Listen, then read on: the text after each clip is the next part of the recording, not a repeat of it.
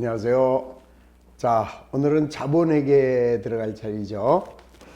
자, 자본회계 들어가기 전에 지난번에 빼놓은 게 몇 개 있어요. 그거 마무리하고 오늘은 자본회계로 들어가도록 하겠습니다. 자, 338페이지에 23번. 자, X3년 12월 말일 계룡사는 액면이 1억 원, 표시이자율 6%의 사채를 9,500만 원에 할인 발행했고, 자, 할인 발행 시 실질 이자는 8%, 자, 유효이자율법에 의하여 상각한대요. 자, 또한 이자는 매년 1월 1일과 7월 1일 날 지급을 한다네요. 자, 한편 X4년 계룡사는 시장이자율이 변동함에 따라 현재의 사채를 조기 상환하는 것이 바람직하다라는 결론에 도달하였고, 발생된 이자를 제외하고 X4년 7월 1일 사채 전액을 액면의 102%로 매입 상환했답니다. 그러면 상환 손익을 물어보고 있네요. 그럼 우리 사채는 발행가액 구하라 갈매기, 그 다음에 나머지 모든 문제는 장유유서 안에 답이 있다. 자, 그러면 이제 장유유서로 들어가야죠. 자, 장유유서. 자, 그러면 장부가액은 발행가액이니까 얼마에 발행했나요? 9,500원에 발행을 했고, 자, 유효이자는 실질이자가 유효이자예요. 8%. 그 다음에 액면이자는 표시이자죠. 표시이자가 6%. 자, 그러면 이제 일단 유효이자를 구해야 되는데, 자, 얼마가 돼요? 9,500만 원. 자, 8%. 그러면 760인데 문제를 잘 읽어야죠. 언제 발행을 했느냐? X3년 12월 31일 날 발행을 했고, 오늘이 언제예요? 자, 오늘이 이자 지급일이 언제냐 하면은 1월 1일하고 7월 1일이래요. 그러면 지금 7월 1일이니까 결국은 6개월이다라는 얘기죠. 자, 6개월이기 때문에 여기는 6개월분 이자를 계산합니다. 그러면 760만 원을 자, 둘로 나누면 자, 380이 되고, 그 다음에 액면 이자는 자, 얘가 1억 원이니까 1억 원에 6%면은 600인데 6개월이니까 300이 되겠죠. 그러면 상각액은 80. 자, 그러면 여기에 9,580이 되는 거죠. 자, 9,580이 장부가액이 되는 거예요. 우리 어제까지는 다 1년이었기 때문에 둘로 나누는 게 없었는데, 이자 지급일이 1년에 2번이면은 당연히 2로 나눠야 된다. 자, 그랬다가 얘를 지금 2004년 7월 1일 날 액면의 102%. 그럼 지금 액면은 100만 원인데, 자, 102%면은 1억 200에 갚겠다라는 거죠. 자, 얼마짜리를? 9,580만 원짜리를 1억 200만 원에 자, 상환하니까 빼면 9,580을 빼면 620을 더 주고 갚는 거죠. 자, 620을 더 줬어요, 덜 줬어요? 장부가액은 9,580. 얘를 지금 1억 200에 상환을 하는 거니까 더 주고 갚네. 그러면은 손실이 나오겠다. 그래서 620만 원의 상환 손실이 발생하게 된다. 간단하죠? 자, 사채는 자, 무조건 장유유서 안에 답이 있다. 이것만 절대 잊어버리지 않으시면 그러면 돼요. 자, 그 다음에 앞으로 쭉 내려와서 우리 어제 충당부채에서 문제를 하나 안 푸는 게 또 있어요. 자, 쭉 남겨주시면 자, 314페이지네. 자, 주식회사 합격은 X1년 1월 1일 날 판매 촉진의 일환으로 음료수 뚜껑 속에 당첨 표시가 10%네요. 자, 있는 경우 원가의 300원짜리의 경품을 제공하고 있대요. X1년도 음료수 판매량은 총 20만 병. 자, 그 다음에 6,500개의 경품을 지급했습니다. 자, 과거 경험상 당첨된 경품 중 80%가 청구될 것으로 추정한다면 X1년도 결산 시 계상할 경품 충당 부채 얼마가 되느냐. 자, 우리 이제 충당 부채라는 것은 미래에 자, 지급할 게 거의 확실하죠. 자, 지급할 가능성이 높고 그 금액을 객관적으로 측정할 수 있으면은 충당 부채로 계상을 하자, 그런 얘기를 했죠. 자, 그러면 이제 우리는 X1년도에 자, 음료수 뚜껑 속에 당첨 표시를 해놨어요. 우리 옛날에 가끔 참이슬 뚜껑 열면은 거기 무슨 뭐 있어요? 거기 뭐 금반지 한돈 뭐 이렇게 주는 거 있었잖아요. 이제 그런 표시를 해놓은 거죠. 열심히 우리 뚜껑을 열고 찾고 그런 기억 나실 거예요. 자, 얼마를 팔았느냐? 20만 병을 팔았는데, 자, 20만 병이면, 자, 거기 보세요. 우선 이 당첨률이 얼마냐? 10%라고 그랬네. 그러면 20만 병에 2만 병만 그 안에 들어있는 거죠. 당첨 표시 있는 게 2만 병. 자, 그런데 우리 참이슬 옛날에 먹으면서 뚜껑을 다 열어보는 사람도 있죠. 근데 어떤 사람은 아이 신경 안 써요. 왜? 나는 뭐 여태까지 그런 거 당첨된 적이 없어. 그래서 아예 뚜껑도 열어보지 않아요. 그냥 여는 즉시 버리는 사람들도 있죠. 근데 저 같은 사람은 착하게 찾거든요. 저 같은 사람이 얼마 있느냐? 거기 있네요. 80%. 자, 그러니까 과거 경험상 당첨은 됐는데 20%는 아예 열어보지도 않은 거고, 그렇죠? 그럼 이제 80%는 청구를 하겠다, 이런 얘기죠. 자, 그러면은 우리 아까 2만 병이에요. 원래는 20만 병이 판매가 됐지만 당첨 표시 있는 거는 2만 병이고, 자, 2만 병 중에서 자, 80%, 그러면 이제 16,000병이죠. 그럼 16,000병에 대해서는 300원짜리 경품이 나가야 되네. 그러면 경품비가 얼마가 될까요? 자, 16,000 곱하기 300, 그러면 이제 480만 원을 요거를 경품 충당 부채로 이렇게 만들어 놓습니다. 자, 경품 충당 부채로 480만 원을 계상을 했는데, 자, 이게 이제 올해부터 나갈 거 아니에요. 내년에도 나가겠지만. 그래서 이제 올해 나간 게 얼마인지를 봐야죠. 자, 6,500개의 경품이 지급이 됐네. 자, 그러면 6,500개면은 얼마가 돼요? 6,500개 곱하기 300원씩. 그러면 3, 6, 18, 3, 5, 15, 195만 원은 이 경품이 나간 거죠. 그러면 얼마를 뺀다? 195만 원을 이렇게 차감하게 되면, 자, 이제 연말에 남아있는 경품 충당 부채는 자, 480만 원에서 195가 경품으로 지급됐으니까 남아있는 경품 충당 부채는 285만 원이 자, 충당 부채로 남아 있어야 한다, 이 소리죠. 자, 그래서 정답은 2번. 원리만 잘 생각하시면은 아주 쉽게 할 수 있는 그런 문제가 되는 거죠. 자, 넘어갑니다.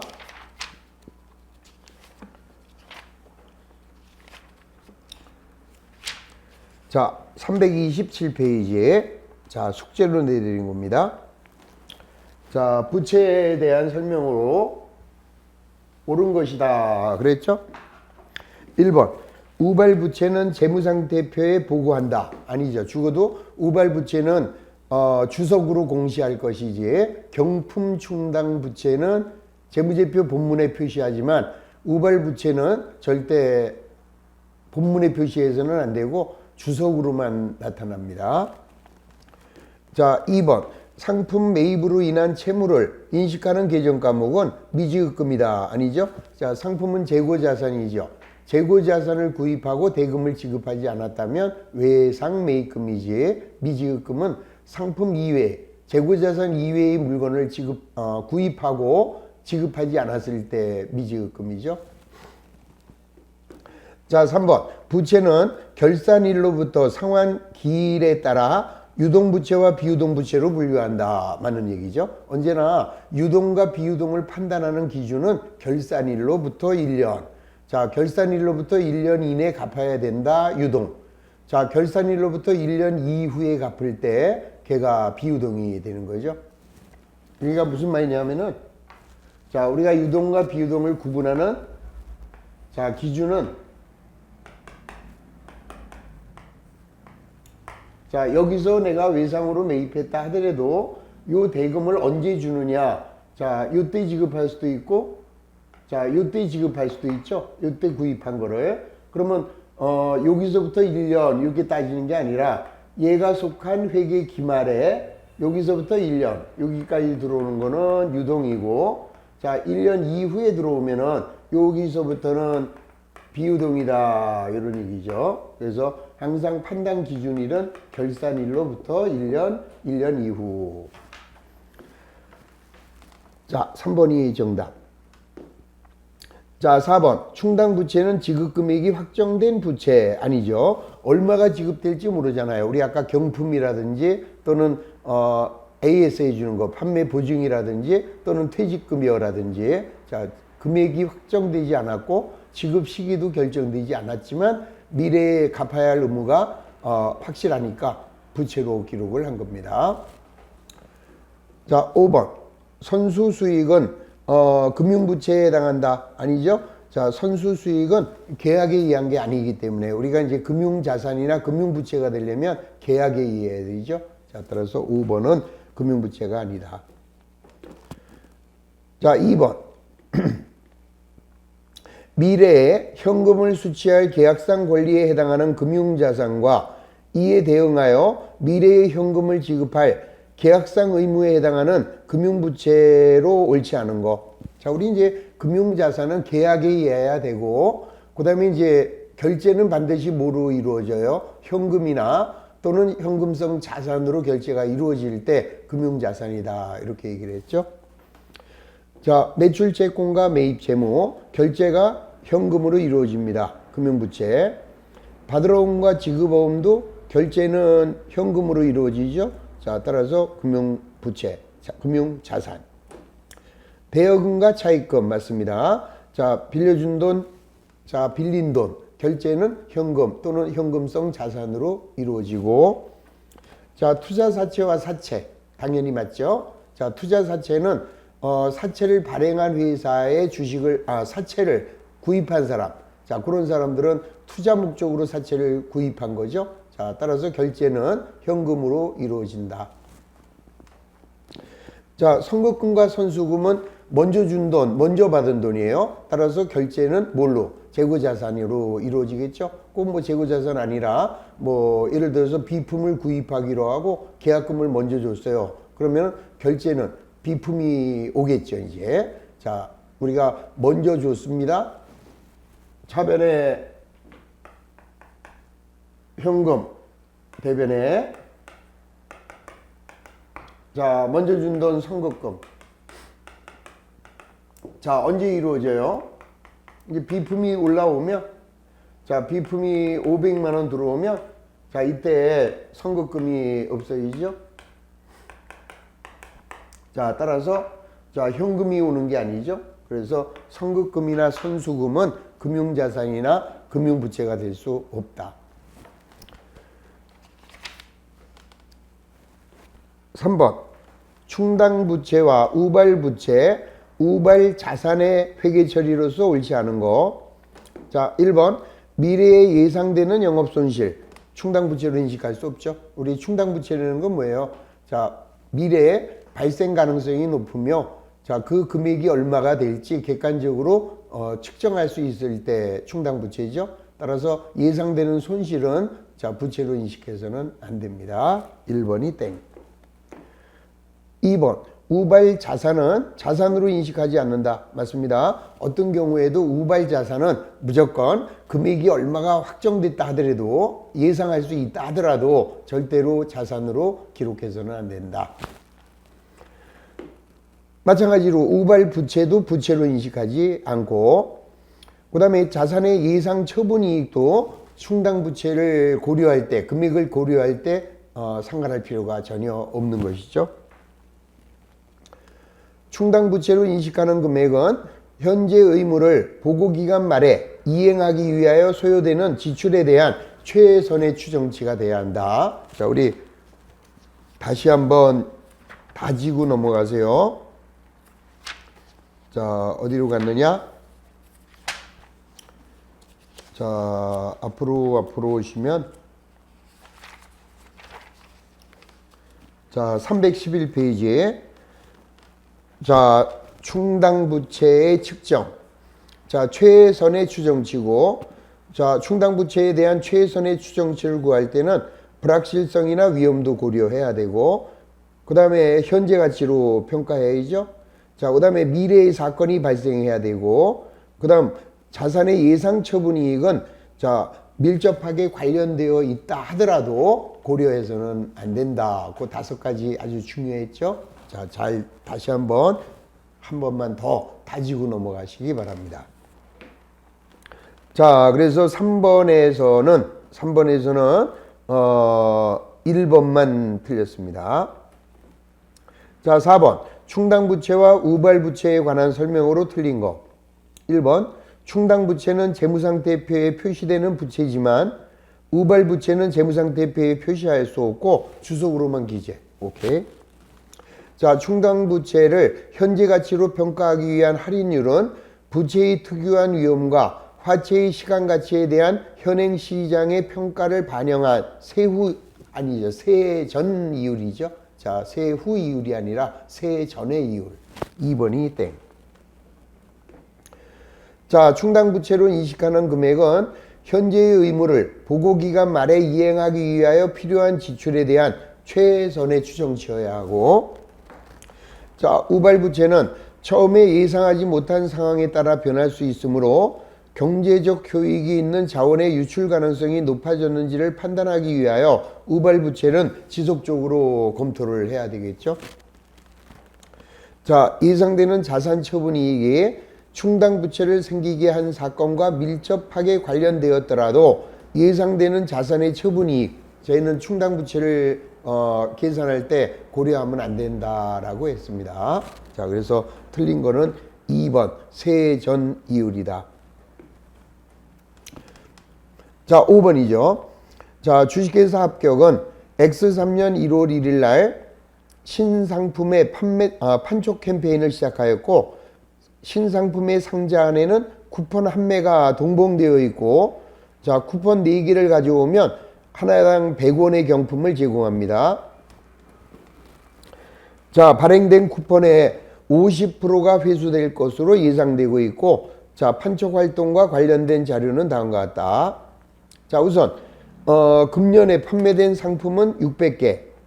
자, 우리 하나 자, 상자 안에는 쿠폰 1개가 들어있어요. 그러면 발행된 쿠폰은 600개. 근데 다 회수되지 않죠? 몇 프로만 회수? 50%만. 그러면은 300개가 쿠폰이 회수되겠네요. 그런데 쿠폰 4개를 갖고 왔을 때 경품이 하나 나가죠. 그러면은 300개를 4로 나눠주면 자, 4로 나눠주면은 자, 75개가 경품이 나가야 됩니다. 자, 그런데 경품은 하나에 얼마래요? 100원씩. 자, 하나에 100원씩. 하나에 100원씩. 그러면은 7,500원이 자, 경품비로 계산이 됐죠. 그런데 이제 얼마가 경품으로 나갔습니까? 240개가 나갔네. 그러면 240개면 4개가 한 개죠? 그러면 이제 60개고, 자, 60개는 하나에 100원씩이니까 6,000원이 지출이 됐죠? 자, 따라서 남아있는 충당부채는 1,500원이 남아있는 충당부채가 된다. 자, 경품비로는 7,500원이 먼저 계산이 됐고, 자, 따라서 포괄손익계산서의 경품비는 7,500원이고 남아있는 충당부채는 1,500만 남아있게 된다. 그래서 정답은 2번이 정답이 되는 것을 알 수 있죠. 자, 6번 주식회사 한국은 제품 매출액의 3%에 해당하는 비용을 자, 제품 보증 비용으로 추정하고 있다. X1년도 매출액과 실제 보증 청구로 인한 보증 비용의 지출은 다음과 같다.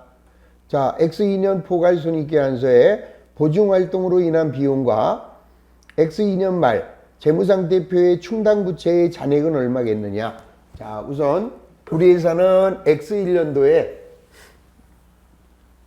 자, 물건을 판매를 합니다.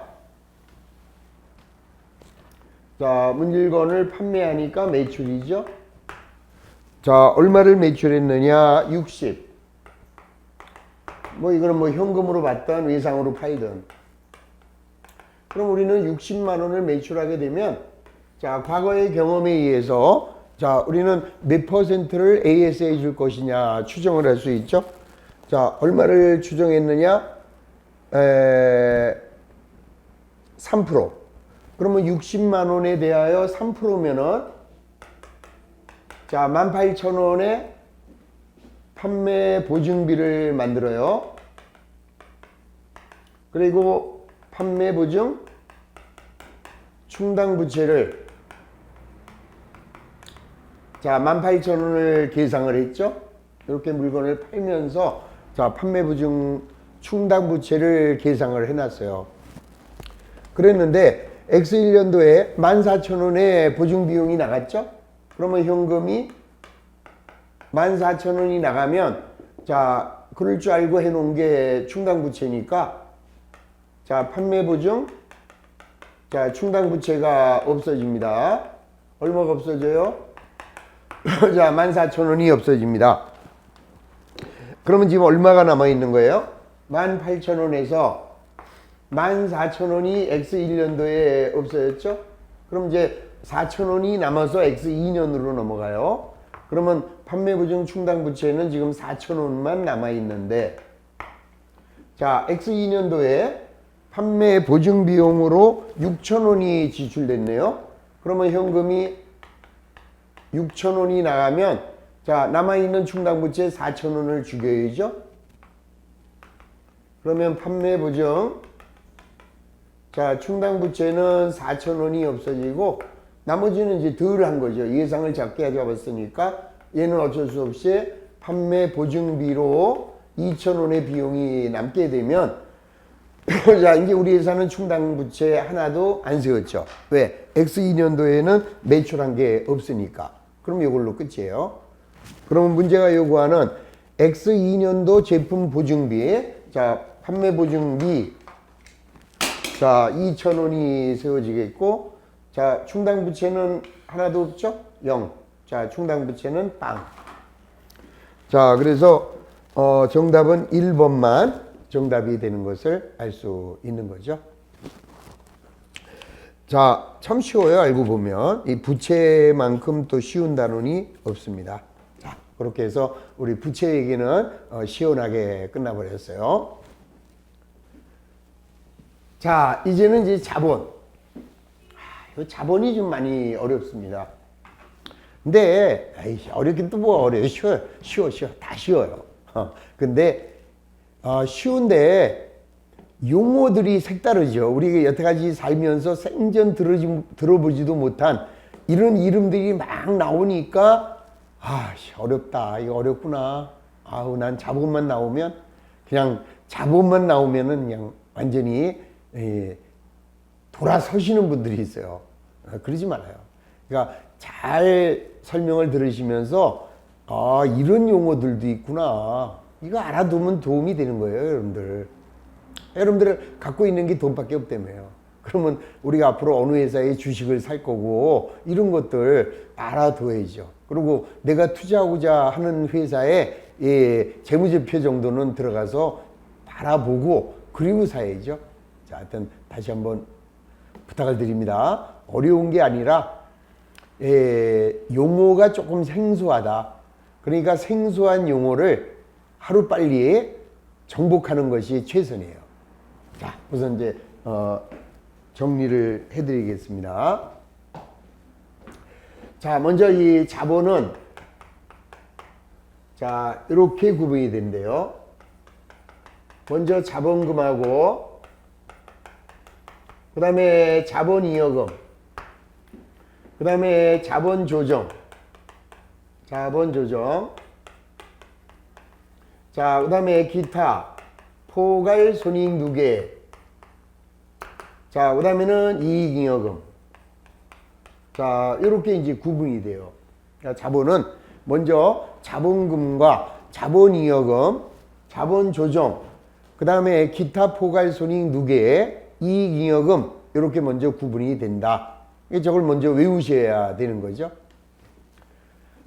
자, 그 다음에 이제 자본금이다 라고 하면은 이거는 이제 다시 자, 보통주 자본하고 보통주 자본금, 그 다음에 우선주 자본금. 우리 주식은 보통주와 우선주로 나누죠. 자, 보통주는 말 그대로 보통인 주식이고 우선주는 말 그대로 보통주의 우선에서, 자, 보통주의 우선에서, 자, 이제 회사가 이익이 나면은 그 이익을 우리 회사의 주주들에게 배당의 형식으로 돌려주잖아요. 근데 이제 회사가 이익이 많이 안 나온 거라 그러면 우선 일단 우선주에게 먼저 배당을 해주는 거예요. 보통주 기다려, 우선주가 우선이야 하고 우선주한테 먼저 배당을 해줘요. 그리고 이제 나중에 회사가 잘 안 돼가지고 회사 끝내겠다 그럴 때 자녀 지분에 대해서도 먼저 우선주한테 먼저 줘버리는 겁니다. 그러니까 이 어떻게 보면 우선주는 손해볼 게 하나도 없죠, 그죠? 자, 이렇게 되는 거예요. 자산이 100만 원이고, 자, 부채가 40만 원이에요. 그럼 자본이 60만 원인데, 자, 요 자본 중에서 보통주 자본이 40, 자, 우선주 자본이 20으로 시작을 했어요. 그러다가 이 회사가 경영을 잘못해가지고 이 회사를 정리하기로 했습니다. 그러면 얘를 팔아야 되겠죠? 자, 얘를 팔았더니 100만 원이 들어왔으면 좋겠지만 안 돼서 팔리는 회사니까 얼마 들어와요? 60만 원만 들어온 거예요. 얘를 처분한 가격이. 그럼 우리 회사는 60밖에 없네요, 이제. 그럼 제일 먼저 뭐 해야 돼요? 빚은 갚아야죠. 그래서 요 40만 원을 여기서 갚아요. 그러면 20만 원만 남네. 그럼 요 20만 원은 보통주하고 우선주가 2대1의 비율로 2대1의 비율로 요거를 쪼개가야 되잖아요. 아니에요. 자, 그러니까 우선주지. 그럼 요 20만 원 남은 거를 우선주한테 먼저 줘버리죠. 이렇게. 그러면 하나도 없네요. 그럼 보통주는 손 털고 안녕 하고 가는 거예요. 그러니까 우선주는 보통주에 비해서 배당도 우선 받을 권리가 있고, 그 다음에 뭐야? 자녀 지분에 대해서도 우선권으로 자기가 챙겨갈 수 있는 이 권리가 있는 주식이 우선주죠. 대신에 걔들은 경영에 참여할 수가 없어요. 그것만 이제 이해하시면 되고, 뭐 우리 주택가이사에서 요거 회계 처리하는 거 나중에 심화반에서 계산 문제 도와드리도록 하겠습니다. 어렵지 않아요. 자, 그런 게 있고, 그 다음에는 이제 뭐가 있느냐? 자본잉여금. 자, 자본잉여금에는 세 가지가 있는데, 먼저 주식 발행 초과금, 그 다음에 감자 차익, 자, 그 다음에 세 번째는 자기 주식의 처분이, 자, 요게 바로 자본잉여금이에요. 근데 이제 주식 발행 초과금이 뭔지, 감자 차익이 뭔지, 자기 주식 처분이익이 뭔지는 배울 거예요. 지금부터 배울 거고, 우선은 이제 용어를 먼저 선행학습하는 거죠, 지금. 그리고 이제 설명을 들으면서 확실하게 내 걸로 가는 거예요. 그러면 이 자본잉여금이라는 것은 뭐냐? 자본잉여금이라는 것은, 잉여금이라는 것은 잉여, 남는 돈이에요. 남는 돈을 잉여금이라고 그래요. 근데 남는데 회사가 돈이 남았다. 그 얘기는 두 가지로 분석을 할 수 있어요. 장사를 해서 돈이 남았다. 그러면 그게 이익잉여금이에요. 자, 영업활동을 통해서 이익이 남았다. 그러면은 요거는 영업활동을 통해서 돈이 남은 거고요. 요 자본잉여금은 요거는 영업활동이 아니라 주주와의 자본 거래를 통해서 돈이 남은 거다, 이 소리예요. 자, 무슨 말인지 간단하게 하나만 해드리면, 원래 이제 회사가 설립이 돼요. 그럼 회사는 주식을 발행하죠. 자, 한 장에 액면 5,000원짜리 주식을 자, 1,000주를 발행합니다. 액면 5,000원짜리 1,000주. 그러면 이게 우리 회사의 자본금이 500이 되는 거죠. 그런데 자, 한 장당 얼마가 들어와야 돼요? 5,000원이 들어와야 되잖아요. 그런데 6,000원씩이 들어온 거야. 그러면 현금은 600이 들어오죠? 아니 왜 5,000원짜리인데 6,000원이 들어오느냐? 우리 주식은 말 그대로 자, 시장 경제예요. 우리 회사의 주식을 사고자 하는 사람이 많으면 값이 올라가는 거고, 우리 회사의 주식이 사고자 하는 사람이 없으면 값이 떨어지죠. 그러니까 우리 회사의 주식을 사고자 하는 사람들이 많으니까 더 액면보다 높은 금액으로 발행이 된 거죠. 그러면 우리는 100만 원을 돈이 더 들어오잖아요. 자본은 500인데 그러면 요 100만 원을 요 놈을 우리는 주식 발행 초과금이다 이렇게 얘기를 해요. 자, 주식을 발행했는데 액면 금액을 초과해서 들어온 돈이다. 그래서 이 주식 발행 초과금은 이익이잖아요. 500짜리를 600에 발행했으니까 100만 원 이익인데 그 이익은 당기순이익에 가면 안 되겠죠. 왜요? 당기순이익으로 넘어가게 되면 100만 원 버셨어 세금 내 그런단 말이에요. 당장. 근데 무슨 장사를 해서 벌었어야 세금을 내죠. 그 다음에 자 100만 원 벌었어? 그러면 주주들이 나도 좀 줘 그런다고요. 이게 지들이 가져갈 돈이냐고 이거. 자, 그래서 주주와의 자본 거래를 통해서 돈이 남았다. 그러면은 그거를 자본잉여금이라고 하고, 그거는 당기순이익으로 가는 게 아니라 자본의 바로 플러스 항목이 된다. 그런 것들이 바로 자본잉여금이에요. 자, 그 다음에 자본 조정은 뭐냐? 자, 자본 조정은요, 주주와의 자본 거래를 통해서 발생을 한 건데, 요거의 반대 항목이에요. 그러니까 주식 발행 초과금이 아니라 주식을 할인해서 발행을 해서 차이가 났다. 주식 할인 발행 차금. 감자 차익의 반대, 감자 차손. 뭔지는 설명을 다 드릴 거니까. 자, 자기 주식 처분 이익의 반대는 자기 주식의 처분 손실. 이렇게 되는 거예요. 그리고 이제 어차피 하나 더 빨간 거, 자기 주식. 자, 여기 빨간색으로 표시된 것은 자본의 마이너스입니다. 자, 하나만 더 도와드리면, 자, 우리 아까 액면 500의 주식을 600에 발행했어요. 그러면 100만 원 이익이 남았죠? 이럴 수도 있지만 우리 회사의 주식을 사고자 하는 사람이 별로 없어요. 그래서 얘를 450에 발행한 거죠. 그러면 액면 500짜리를 450에 발행하면 50만 원이 덜 들어왔네요. 그게 바로 주식을 할인해서 발행해서 차이 났다. 자, 우리 사채를 발행할 때 액면보다 적게 들어오면 사채 할인 발행 차금이었죠. 요거는 이제 주식을 할인해서 발행해서 차이가 났다. 그러니까 자, 손해잖아요. 그런데 그렇다고 손익 계산서에 당기순 손실로 가는 게 아니라 주주와의 자본 거래를 통해서 적게 들어온 거니까 자본의 바로 마이너스 항목으로 보겠다 이 소리죠. 그래서 여기에 하얀 글씨로 한 거는 다 자본의 플러스 항목이고, 요 빨간 글씨로 쓴 거 요게 자본의 마이너스 항목이 되는 거죠. 그래서 이제 마이너스 되는 거는 이런 게 있고요. 플러스 되는 게 또 있어요. 뭐 있느냐? 신주 청약 증거금. 자, 그 다음에 미교부 주식 배당금. 자, 이런 것들이에요.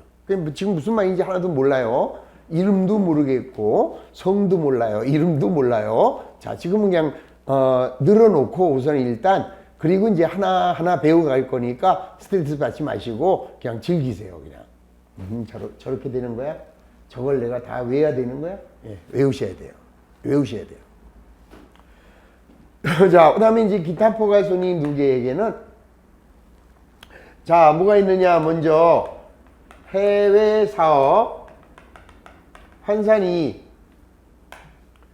자, 그 다음에 자, 기타 포괄 손익 공정가치 측정. 이름도 더럽게 길어요. 기타 포괄 손익 공정가치 측정 금융자산의 평가이익.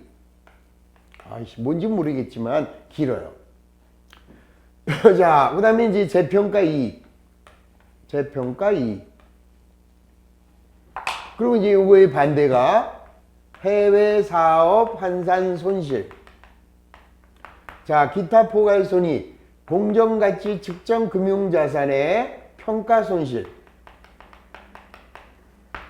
자, 그 다음에 이제 재평가 손실은 얘는 아니에요.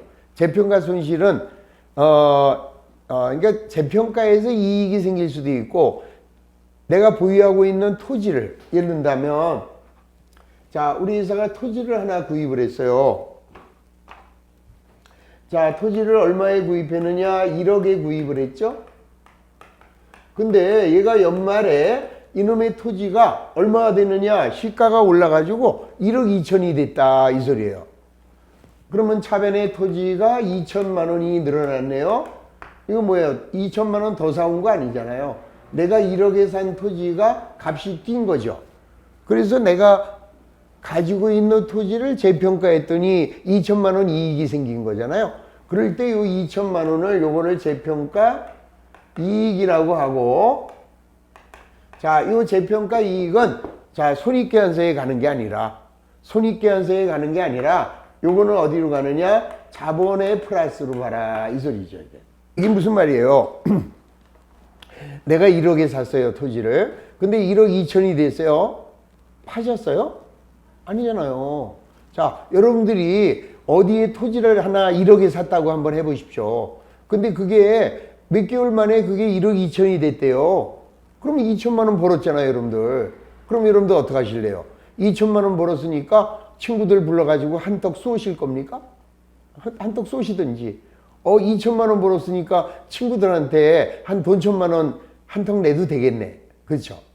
한 1천만 원 써가지고 친구들한테 한턱 냈어요. 근데 문제는 얼마 후에 그 토지가 8천원으로 떨어졌어요, 가격이.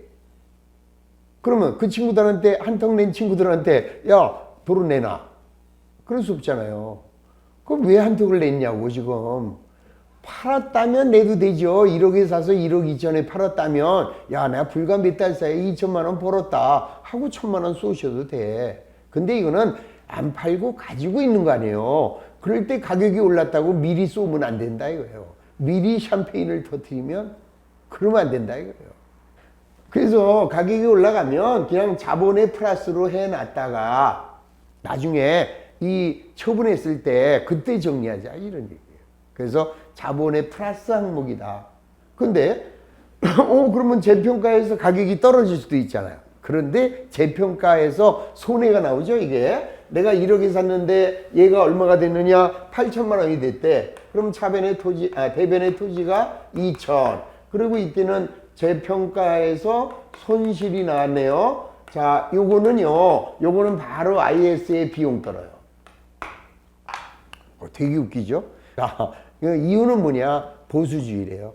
예상되는 이익은 자, 바로 수익으로 안 잡죠. 대신에 떨어졌대. 그러면 바로 손실로 떨어서 기업의 재무 구조를 튼튼하게 하는 쪽으로 한대요. 하여튼 뭐 그렇게 하려니까 해야 되겠죠. 자, 일관성은 없습니다. 올랐을 때 자본의 플러스로 봤으면 떨어졌을 때도 자본의 마이너스로 해야 되는데 얘 하나만큼은 그냥 단기 비용으로 떨어지겠대요. 이런 것들도 마찬가지잖아요. 자, 해외 사업 환산이, 자, 우리 기업체가 요즘에 이제 글로벌 시대니까 우리 회사가 외국에다가 지사를 설치할 수 있죠. 우리 삼성에서 미국에 지사를 하나 두고 있다고요. 그러면 미국 지사에 있는 모든 자산과 부채는 뭐로 평가되어 있어요? 우리나라 원화로 표시되지 않고 미국 달러화로 표시가 되어 있을 거 아니에요. 근데 그 삼성 우리 거잖아요. 그러면은 우리가 걔네들 연말에 한 번씩 걔네들의 장부를 우리 원화로 환산을 해볼 거 아니에요. 그러면 원화로 환산했더니 이 달러 가치의 하락 또는 상승으로 인해서 이익이 생길 수도 있고 손해가 생길 수도 있죠. 그러면 이익이 생겼다고 좋아하지 말고 자본의 플러스로 해라 이거죠. 그리고 떨어졌다. 환율이 떨어졌으면은 해외사업 환산 손실, 자본의 마이너스로 왔다 갔다 하다가 이 해외 사업사를 청산하는 연도에 그때 가서 당기순이익에 반영하자 이런 얘기예요. 자, 요거는 이제 나중에 우리 요 금융자산을 배운 다음에 이해하시면 돼요. 그래서 이런 것들도 이게 이제 쉽게 말하면 뭐냐 하면은 예를 들어서 주식을 샀어요. 주식을 샀는데 단기 투자 목적으로 샀다. 그러면 단기의 손익으로 인식해요. 그래서 그럴 때는 걔를 단기 손익, 공정가치 측정 금융자산이다 이렇게 부릅니다. 근데 얘는요 장기 투자 목적으로 주식을 산 거예요. 그러니까 내가 주식을 샀는데 왜 샀어? 그랬더니 그냥 한두 달 갖고 있다가 오르면 팔라고. 그러면 걔는 단기의 손익으로 인식해요. 이거는 오늘 배우시는 거 아니에요. 요 자본회계 끝난 다음에 금융자산회계에서 다시 배울 거니까 그때 가서 명확하게 이해하시면 되고 그냥 오늘은 듣고 말면 돼요. 그래서 자 주식을 샀는데 어떤 사람은 한 2, 3년 갖고 있다 팔겠다 이런 목적으로 사잖아요. 그러니까 쉽게 말하면 단타냐 아니면은 좀 오래 보유할 거냐 이런 얘기죠. 그럼 이제 내가 오래 보유하겠다 그럴 때는요 단기의 손익으로 반영해서는 안 되잖아요. 왜? 내가 이익으로 해놨는데 걔 주식이 떨어질 수도 있잖아요. 그래서 그런 애들은 자 기타 포괄손익 공정가치 측정 금융자산이라고 하고 자 가격이 올랐다 평가이익 가격이 떨어졌다 평가손실로 했다가 요거는 자본의 플러스 자본의 마이너스다 이거예요. 단기손익에 반영하지 않는다라는 거죠. 그것만 주의하시면 돼요. 그러니까 이런 손실들은 자본으로 가는데 요 재평가 손실은 안 간다 이 말이죠. 요 재평가 손실은 어디로 간다고요? 그냥 단기손익에 반영하겠다 이 소리예요. 자 그런 내용을 갖고 있어요. 자 우선 거기까지만. 자 그다음에 이익잉여금이라고 하는 것은 자 이제 회사가 영업활동을 해서 벌어들인 돈. 자 요게 이제 이익잉여금이고 자 이제 요거에 대한 내용을 완벽하게 이해를 하셔야 되는 거예요. 오늘 자본회계를 통해서. 자 그래서 잠시 쉬었다가 자 이제 자본회계 정리하도록 하겠습니다. 자 10분간 쉬고 계속 하겠습니다.